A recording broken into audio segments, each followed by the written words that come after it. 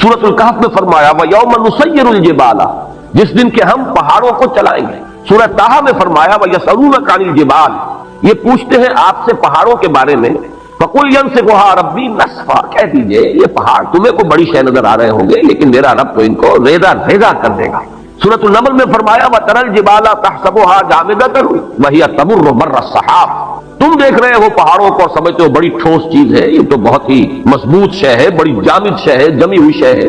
اس کے کہیں جنبش کھانے کا کیا سوال، لیکن قیامت کے روز دیکھو گے کہ یہ جیسے بادل چلتے ہیں ایسے یہ پہاڑ چل رہے ہیں۔ سورۃ الطور میں فرمایا یوم تمور السماء مورا وتسیر الجبال سیرا، جس میں زمین کانپے گی، لرزے گی۔ یہ زلزلہ تو الساعہ جو ہے زمین کا کانپنا اور زمین پر ایک زلزلہ آنا، یہ تو بہت مرتبہ آیا ہے۔ وتسیر الجبال سیرا، اور چلیں گے یہ پہاڑ جیسے کہ چلتے ہیں، ایسے ہی نہیں، یعنی یہ کہ یہ کوئی محاورہ یا استعارہ نہیں ہے، بالفعل جیسے کہ چلا جاتا ہے، یہ مفعول مطلق ہے۔ اسی طرح سورۃ الواقعہ میں فرمایا اذا رجت الارض رجا وبست الجبال بسا، سورہ حاقہ میں فرمایا وحملت الارض والجبال فدکتا دکتا واحدہ، یہ زمین پہاڑوں سمیت اٹھائی جائے گی اور پھر پٹک دی جائے گی جیسے کہ پٹکا جاتا ہے ایک ہی بار، اور گویا کہ اس طرح اس سے وہ چپٹی ہو جائے گی۔ اس کی لمبائی کی جو گولائی کہہ لیجیے اس وقت ہمارے علم میں ہے، کوئی اس کے اندر جیسے سورہ طٰہٰ میں آیا ہے لا تری فیہا عوجا ولا امتا، نہ کوئی اونچان اور نیچان نظر آئے گی اور نہ کوئی موڑ، کہیں بھی کوئی کجی نہیں ہے۔ سورۃ المزمل میں آیا ہے یوم ترجف الارض والجبال وکانت الجبال کثیبا مہیلا، یہ پہاڑ ایسے ہو جائیں گے جیسے پھسلتی ہوئی ریت۔ سورۃ المعارج میں آیا ہے یوم یکون السماء کالمہل وتکون الجبال کالعہن، یہ پہاڑ ایسے ہو جائیں گے جیسے کہ دھنکی ہوئی اون، اور یہی پھر سورۃ القاریہ میں آگے چل کر آ جائے گا وتکون الجبال کالعہن المنفوش،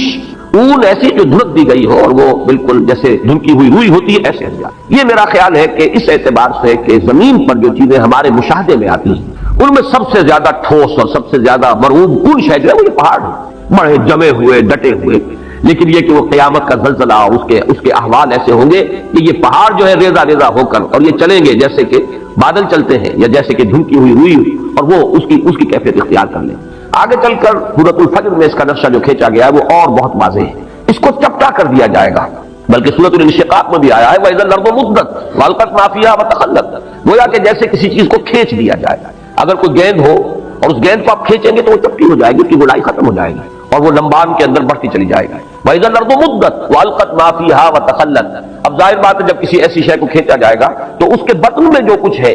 اس کی اس موٹائی کے اندر وہ باہر نکل آئے گا۔ وَإِذَا الْأَرْضُ مُدَّتْ وَأَلْقَتْ مَا فِيهَا وَتَخَلَّتْ، جب زمین کو کھینچا جائے گا اور جو اس میں ہوگا اسے وہ باہر نکال کر خود خالی ہو جائے گی۔ سورۃ الفجر میں نقشہ کھینچا گیا ہے کہ جیسے کہ یہ پہاڑ اور یہ زمین کوٹ کوٹ کر ریزہ ریزہ کر کے برابر کر دی جائے گی، اور پھر یہیں پر وہ حشر کا میدان یہی ہوگا، قصہ زمین برسر زمین طے ہوگا، جو اعمال اس زمین پر کمائے گئے ہیں ان کا حساب کتاب یہی ہوگا۔ اور ایک خیال آتا ہے واللہ عالم، میں اسے کسی سوچی سمجھی رائے کا جو ہے اظہار نہیں کر رہا ہوں، لیکن ان تمام چیزوں کو جمع کیا جائے تو ہمیں معلوم ہے کہ زمین کا جو اصل نیوکلیس ہے وہ تو دہتا ہوا لاوا ہے، آگ ہے۔ اگر اس کو چپٹا کیا گیا تو اس کا نتیجہ ایک نکلتا ہے جو صاف سمجھ میں آتا ہے کہ یہ دونوں طرف جو ہے زمین ہوگی اور درمیان کے اندر جو ہے اس کا دہتا ہوا لاوا جو ہے وہ ظاہر ہو جائے گا، اور ہو سکتا ہے کہ زمین کی جہنم جو ہے در حقیقت انسان کے لیے جو کچھ اس نے کمایا ہے اس زمین پر اس کا حساب کتاب بھی یہی ہو اور یہیں سے اس کی جہنم بھی برآمد ہو جائے۔ مجھے وہ لفظ یاد آ رہا ہے جو امام ابن تیمیہ رحمۃ اللہ علیہ فرمایا کرتے تھے جبکہ وہ جیل میں تھے، انہیں وہاں ٹارچر کیا جاتا تھا، تکلیفیں دی جاتی تھی، تو ایک جملہ ان کا آتا ہے کہ ان جنتی معی، میری جنت میرے ساتھ ہے، میرے دل میں جو اطمینان ہے اس کو تم ڈسٹرب نہیں کر سکتے، مجھے مار لو ستا لو جو کچھ کر سکتے ہو، جسم کے ساتھ کر سکتے ہو جو کچھ کر سکتے ہو، میرے دل اور میری روح جو ہے وہ تمہاری دسترس سے باہر ہے، اس کے ساتھ تم کچھ نہیں کر سکتے۔ میری جنت تو میرا وہ سکون ہے جو میرے اندر ہے، سکون قلب۔ یا ایتھا النفس المطمئنہ، اے نفس مطمئنہ، اے وہ جان جو پورے اطمینان اور سکون کے ساتھ دنیا میں اپنے پروردگار کے ساتھ لو لگا کر زندگی گزار کر آئی ہے اور اس نے بدلتے ہوئے حالات سے زیادہ تاثر قبول نہیں کیا ہے، کچھ آ گیا صبر کیا ہے، کچھ تکلیف آ گئی صبر کیا ہے، بڑے اطمینان کے ساتھ صبر و ثبات کا مظاہرہ کیا ہے، کچھ اللہ کی طرف سے آسانی اور کشادگی آ گئی، اللہ کا شکر ادا کیا، دونوں حالتوں میں یکساں۔ یہ کیفیت جو یا ایتھا النفس المطمئنہ، تو اس نفس مطمئنہ کی جنت تو اس کے اندر موجود ہے، وہ اطمینان، وہ قلب، وہ سرور، وہ کیفیت جو حاصل ہوتی ہے اللہ کے ساتھ انس اور محبت، یہ ہے اصل جنت کی جو انسان کے اندر ہے۔ ان جنتی معی، میری جنت میرے ساتھ موجود ہے۔ اسی طریقے سے خیال ہوتا ہے کہ وَإِذَا الْأَرْضُ مُدَّتْ وَأَلْقَتْ مَا فِيهَا وَتَخَلَّتْ اور وَدُكَّتِ الْأَرْضُ دَكًّا دَكًّا وَجَاءَ رَبُّكَ وَالْمَلَكُ صَفًّا صَفًّا وَجِيءَ يَوْمَئِذٍ بِجَهَنَّمَ، اب وہ جہنم بھی جو ہے اسی زمین کے شق ہونے سے اس کے اندر جو بھی کچھ ہے، جو آگ ہے اور جو لاوا ہے، وہی ہوگا کہ جو جہنم کی شکل اختیار کر لے، واللہ عالم۔ یہ صرف یہ کہ انتقال ذہنی جسے کہتے ہیں، اس کو کوئی تیقن کے ساتھ نہیں کہا جا سکتا ان باتوں کو، لیکن ان تمام چیزوں کو جب انسان سامنے پاتا ہے، اس پر غور کرتا ہے، تو معلوم ہوتا ہے کہ ان کے مابین ایک ربط و تعلق جو ہے منطقی اعتبار سے قائم ہوتا ہے۔ تو فرمایا وَإِذَا الْجِبَالُ سُيِّرَتْ، جبکہ یہ پہاڑ چلائے جائیں گے۔ وَإِذَا الْعِشَارُ عُطِّلَتْ، عشار جمع ہے عشرا کی، عشرا جو ہے اس اونٹنی کو کہتے ہیں جو گابن ہو، حاملہ ہو اور 10 مہینے اس کے حمل پر بیت چکے ہیں، گویا کہ وضع حمل قریب ہے۔ اب یہ چونکہ یہ صورتیں ابتدائی صورتیں ہیں اور ان کے پس منظر میں عرب کا خاص ماحول اور عرب کے احساسات، اہل عرب کے جو احساسات تھے، بادیہ نشینوں کی جو ان کی ویلیوز تھیں، جو ان کے اقدار تھے، جو ان کے سوچنے کے انداز تھے، وہ ان کے پس منظر میں ہے، اس لیے کہ وہی تو مخاطب اولین تھے ان آیات کے۔ عربوں کے ہاں سب سے بڑی دولت، جیسے کہ وہ آج بھی آپ کو معلوم ہے کہ ہمارے ہاں بلوچستان وغیرہ کے علاقے میں تو دولت کس شے کا نام ہے؟ مال کسے کہتے ہیں؟ بھیڑ بکریوں کا غلہ ہی مال۔ تو ان کے ہاں بھی یہی چیزیں تھیں اصل دولت، اور اونٹ ان میں بڑی قیمتی شے ہے۔ اور ایسی اونٹنی کے جو گابن ہے، جو اب بچہ دینے والی ہے، وہ تو پھر اس کے بعد دودھ بھی ملے گا، اور یہ کہ ایک اللہ تعالیٰ کی طرف سے احسان ہونے والا ہے، تو وہ انتہائی محبوب شے تھی۔ اس کی پوری وہ ٹہل اور سیوا کرتے تھے، حفاظت کرتے تھے، ایسے نہیں کہ ادھر ادھر کھلا چھوڑ دیں، اس کی پوری طریقے سے خدمت ہوتی تھی۔ تو وہ ہے اشرا، 10 مہینے جس کے ہو گئے،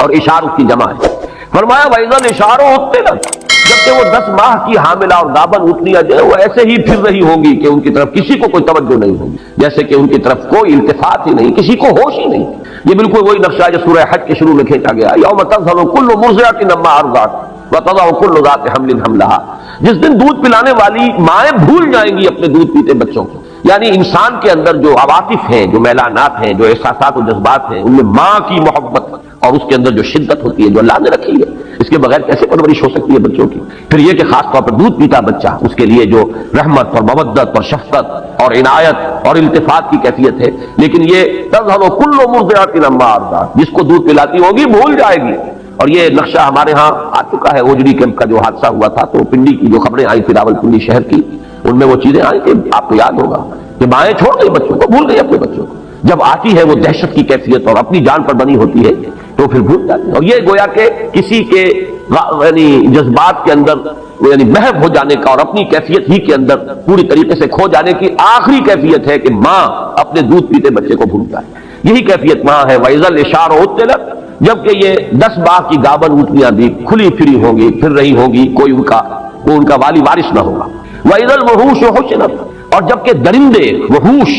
یہ جمع کر دیے جائیں گے۔ یہ بھی ایک عام مشاہدہ ہے کہ جب کوئی ایسی آفت عرضی آتی ہے کہ سب کو جان کے لالے پڑے ہوں، تو یہ درندے جو ایک دوسرے کے دشمن ہیں، وہ حیوانات، کہ ایک بکری اور شیر ہو سکتا ہے کہ وہ ساتھ ساتھ کھڑے ہو اور بیٹھے ہوں، اور وہ شیر بکری کو کچھ نہ کہہ رہا ہو۔ سیلاب کے زمانے میں عام مشاہدہ آتا ہے کہ سانپ نہایت زہریلے، اور انسان ایک ہی تختے کے اوپر چلے آ رہے ہیں تیرتے ہوئے، اور سانپ جو ہے انسان کو نہیں کاٹ رہا، اور نہ انسان سانپ کو کچھ کہہ رہا، اس لیے کہ پڑی ہوئی ہے اپنی جان پر بنی ہوئی ہے۔ تو وَإِذَا الْوُحُوشُ حُشِرَتْ، جبکہ یہ درندے جمع ہو جائیں گے، گویا کہ دہشت کا عالم ایسا ہوگا، صرف انسان ہی نہیں، حیوانات بھی اس کی شدت کو پوری طرح محسوس کر رہے ہوں گے،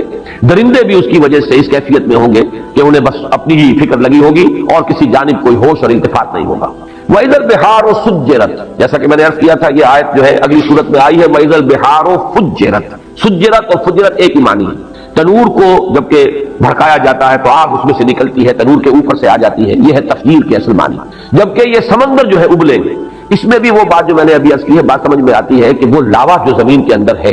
اگر وہ اوپر آیا سطح کے قریب، تو یہ تو گویا کہ ایسے ہی ہے کہ جیسے کسی بہت بڑی بھٹی کے اوپر جو ہے وہ ایک دیگ کے اندر پانی جو ہے بھرا ہوا ہو تو وہ تو ابلے گا، وہی طرح ابلے گا۔ تو یہ سمندر جو ہے، یہ ان کے نیچے اگر وہ زمین کا جو کور ہے زمین کا، اس میں اندر جو آگ ہے، جو لاوا ہے، جو حرارت ہے، وہ اگر اس زمین کے چپٹا ہونے کی وجہ سے اور اس کے کھینچے جانے کی وجہ سے وہ اوپر آئے گا، تو گویا کہ سمندر جو ہے یہ تو ان کڑھاؤں کے مانند ہو جائیں گے جن میں پانی بھرا ہوا، ان کے نیچے آگ دکھا دی گئی۔ تو وہی کیفیت جو ہے وَإِذَا الْبِحَارُ سُجِّرَتْ وَإِذَا النُّفُوسُ زُوِّجَتْ، اور جب کہ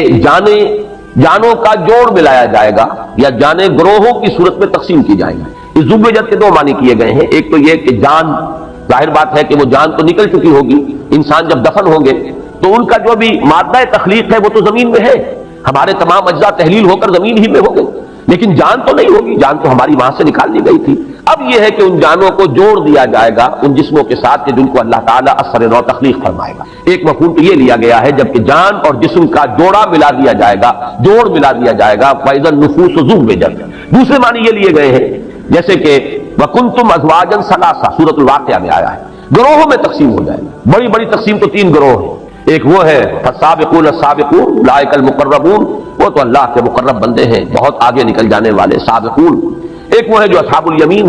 ہے کامیاب ہو گئے ہیں ڈھانے والے، لیکن بہرحال اس درجے کو نہیں ہے۔ اور تیسرے اصحاب الشمال ہے، جہنمی ہیں، جن کو سزا دی جائے گی۔ پھر یہ کہ ہر ایک کے اندر گروہ بندی ہوگی، جیسے کہ فرمایا ایک حدیث میں کہ جنت کے دروازے ہیں متعدد، کسی دروازے سے بلایا جائے گا ان کو جن کو خاص طور پر نماز کے ساتھ دلی محبت ہے، کسی دوسرے دروازے سے بلایا جائے گا باب الریان، جن کو روزہ رکھنے کا خصوصی جو ہے ایک شغف تھا اور شوق تھا، تو تر و تازگی کا دروازہ ہے جنت کا، اس سے انہیں بلایا جائے گا۔ اور کسی کو صدقہ و خیرات سے زیادہ مناسبت تھی تو اس کا کوئی دروازہ اور ہوگا، وہاں سے بلایا جائے گا، آؤ اللہ کی راہ میں خرچ کرنے والے آؤ اس دروازے سے جنت میں داخل ہو جاؤ۔ تو یہ بھی تو مختلف گروہ ہو گئے۔ اور یہاں یہ نوٹ کر لیجیے، اس سے مراد فرض عبادات نہیں ہے، وہ تو سب کو کرنی ہے، فرض نمازیں سب کو پڑھنی، لیکن جن کو نفلی نمازوں کا، تہجد کا، اشراق کا، اور جو بھی نمازیں ہیں، چاشت ہے، اوابین ہے، جن کو اس سے خصوصی مناسبت ہے اور محبت ہے، ان کو ایک دروازے سے پکارا جائے گا۔ روزے جو ہے رمضان کے تو سب کو رکھنے ہیں، لیکن یہ کہ نفلی روزوں کا جنہیں ذوق ہے اور شوق سے جو رکھتے ہیں ان کو دوسرے دروازے سے باب الریان کہا گیا، تر و تازگی کا، اور بڑا اس کے اندر مناسبت ہے اس کے نام کی، اس سے کہ روزے میں آدمی سوکھ سا جاتا ہے،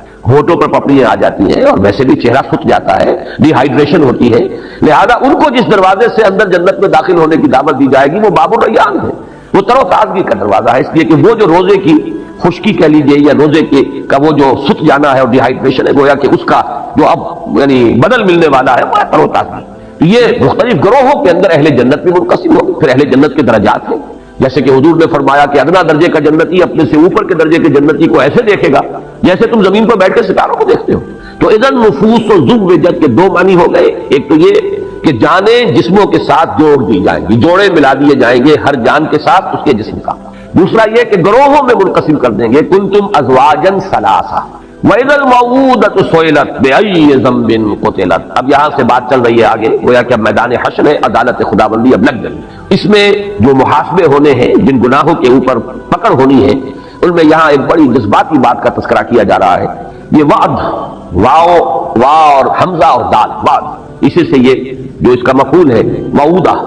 وہ بچی جو زندہ درگور کر دی گئی، جو عرب کا بدترین رواج تھا، بچیوں کو پیدا ہوتے ہی وہ گلا گھونٹ کر مارا، یا یہ کہ گڑھا کھودا اس میں ڈالا اور اس کے اوپر سے مٹی ڈال کر برابر کر دی۔ یہ گویا کہ درندگی کا اور شقاوت کا اور انسان کی کہنا چاہیے کہ دل کی سختی کا یہ ایک انتہائی معاملہ ہے۔ خود اپنا لخت جگر ہو ایک شخص کا کہ اپنی اولاد ہے، لیکن یہ کہ اس اولاد کے ساتھ یہ حشر کرنا، کچھ اس وجہ سے بھی کرتے تھے، فقر کی وجہ سے، کہ پیٹ پالنے مشکل ہے اور یہ پیٹ بڑھ رہے ہیں، ان کے منہ جو ہے جن میں کھانا ڈالنا ہے، چلو بیٹوں کو تو رکھو، بیٹیوں کو دفن کرو۔ ایک یہ کہ غیرت کا ایک بڑا ایک عجیب اور غلط جاہلی تصور تھا کہ کبھی کوئی ہمارے گھر میں داماد بن کر آئے گا، یہ کیسے ہم گوارا کریں گے؟ تو اس سے یہ ہے کہ نہ رہے بانس نہ بجے بانسری، نہ بیٹی زندہ رہے نہ کسی کے داماد بن کر ہمارے گھر میں آنے کا تصور پیدا ہو۔ تو اس کا نقشہ کھینچا جا رہا ہے، کیونکہ جیسے میں نے عرض کیا اولین مخاطب ہے وہ اہل عرب، ان میں جن کے اندر بھی کوئی احساس انسانیت کا برقرار تھا، اس میں اسی تار کو چھیڑا جا رہا ہے کہ ان کے دلوں کے اندر یقیناً اس چیز سے نفرت ہوگی، اور اسی سے اس کے حوالے سے بات کی جا رہی ہے وَإِذَا الْمَوْءُودَةُ سُئِلَتْ،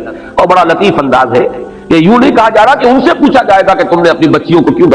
زندہ درگور کیا، بلکہ بچیوں سے سوال ہوگا وَإِذَا الْمَوْءُودَةُ سُئِلَتْ، اور جب وہ بچی کہ جو زندہ درگور کر دی گئی تھی اس سے سوال کیا جائے گا بِأَيِّ ذَنبٍ قُتِلَتْ، کہ کس گناہ کی پاداش میں اسے قتل کیا گیا، کیوں مارا گیا اسے۔ گویا کہ بظاہر کہا جا رہا ہے اس بچی سے پوچھا جائے گا، اصل میں تو ان سے پوچھا جانا ہے۔ یہاں مجھے یاد آ رہا ہے کہ ایک روایت میں آتا ہے حضرت حسن رضی اللہ تعالیٰ عنہ نے خواب دیکھا تھا حضرت عثمان رضی اللہ تعالیٰ عنہ کی شہادت کے بعد، اور انہوں نے پھر وہ بیان کیا خواب۔ لوگوں نے حضرت علی سے کہا کہ یہ کیا خواب بیان کر رہے ہیں حضرت حسن آپ کے بیٹے؟ تو حضرت علی نے فرمایا اس نے جو دیکھا ہے وہ بیان کر رہا ہے، اور خواب یہ تھا کہ اللہ کی عدالت لگی ہوئی ہے، اللہ تعالیٰ عرش پر ہے، اور فرشتے جو ہے وہ تخت کے پائے تھامے کھڑے ہیں، خود محمد رسول اللہ صلی اللہ علیہ وسلم